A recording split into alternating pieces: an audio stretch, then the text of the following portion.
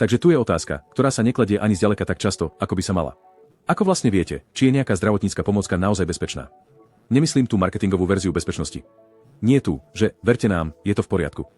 Mám na mysli skutočne, klinicky overenú, 30 rokov recenzovaného výskumu bezpečnú.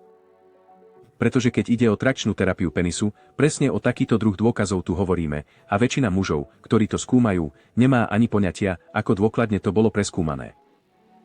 A naprieč všetkými týmito rozsiahlými štúdiami, v každej jednej z nich neboli hlásené žiadne závažné nežiaduce udalosti. Absolútne žiadne. Ide o publikované klinické údaje, ktoré boli najnovšie potvrdené systematickým prehľadom a meta-analýzou z roku 2023. Znamená to však, že neexistujú vôbec žiadne vedľajšie účinky. Nie.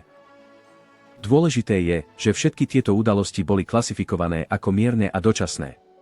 A keď už hovoríme o samotnom zariadení, Size Genetics je zdravotnícka pomôcka triedy 2 registrovaná úradom FDA. Kto by teda nemal používať trakčnú terapiu? Existujú skutočné kontraindikácie. Mimochodom, tieto protokoly sú jednoduché, ale veľmi dôležité. Ak ste to skúmali a bezpečnosť bola vaše váhanie, dáta sú jasné.